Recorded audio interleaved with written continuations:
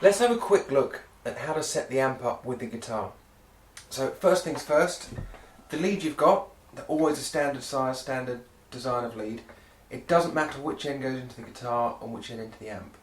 So let's plug the guitar in. Before you plug into the amp, there's two things I always make sure, especially if it's an amp you've not used before.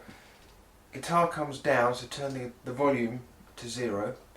And also, there's a couple of dials on the guitar called volume, and you might have gain. So both of those need to be at 0. And then you can plug into the input. Some amps, like this one, have headphones, so make sure you're not plugging into there because not much will happen. Then, what I tend to do is just turn the guitar up first, and just keep making a noise on the string. Give yourself some volume. Here it's coming through, but the way to get more volume is add some gain. So just turn the gain up very slowly. You can hear it comes through. Sometimes if you have a bit too much gain, it becomes even too loud. So there's a balance between how much gain you have. What the gain does is it boosts your guitar going into the amp, and then you've got the basic output sound, which is your volume. The other dials we have on the guitar, on the amp, we've got treble, middle and bass. Again, your amp might not have these, it might be even easier, it might just have volume and tone. So I've chosen this amp because it's got probably most of the things you're likely to come in contact with, even if you get one of the bigger, even more professional amps. So we've got gain and volume, that's dealt with.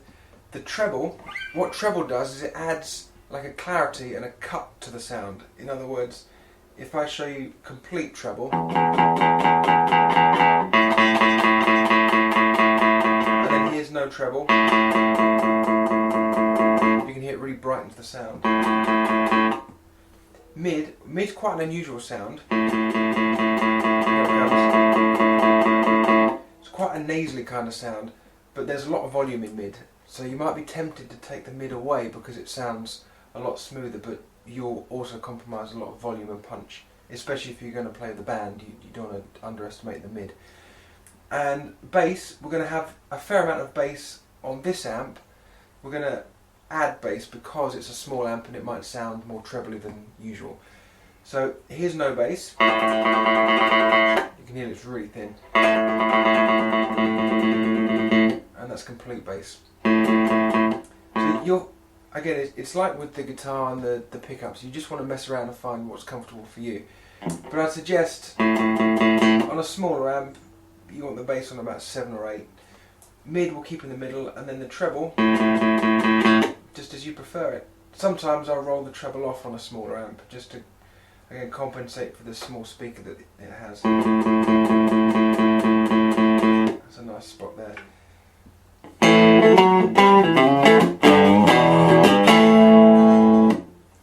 If you want overdrive or distortion, that's held in the gain pot. So let's turn the volume right down. It's a safety thing for our ears because the gain will just boost it so much. So let's turn the gain completely up to 10 just so you get a real flavour for what it does. Without the volume you won't hear anything. So let's slowly pull the volume in. And I'm already on 2 of 10 from the dial, and you can hear how much louder the gain's making it. So with complete gain we get this kind of sound. And again, on the small amps it might sound a bit fizzy, so we can back off some treble, which will help that.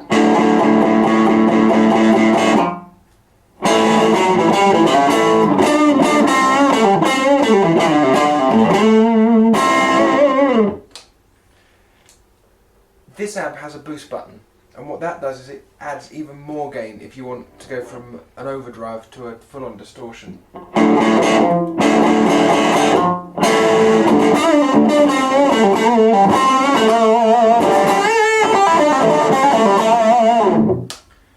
But for now, let's say we wanted to do a basic bluesy crunchy sound, like you might choose for Wild Thing. Let's have enough volume that we can hear ourselves, and we're just going to take the gain to about halfway so it crunches rather than fizzes. And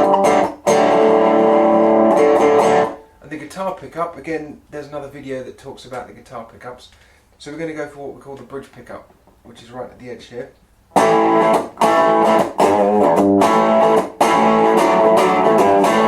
So for something like Wild Thing, you'd get this.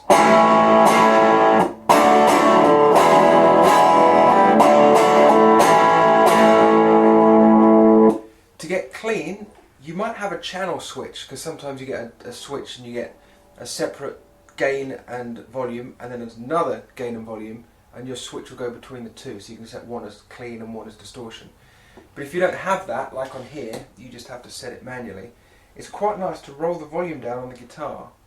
So have distortion, like this, bring the guitar pot down, and you'll find that just by feeding the amp with less volume, you get a clean sound.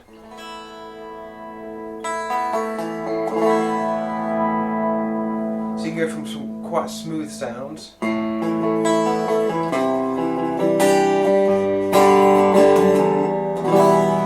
then all you need to do, add some volume from your guitar. Maybe change to the bridge pickup.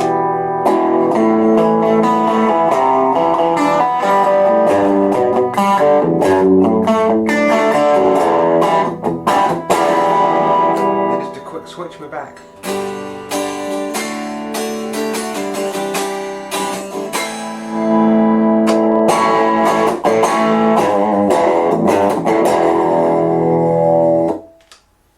So remember, as before, with the posture, with the holding the pick, it's all about experiment, and it comes down to your taste. So hopefully I've given you enough about the basic amp setup that you'll understand what the dials do, and go and have fun. And meet me on the other clips and we'll talk about some effects and some pickups, and make sure you've understood how to hold the guitar too.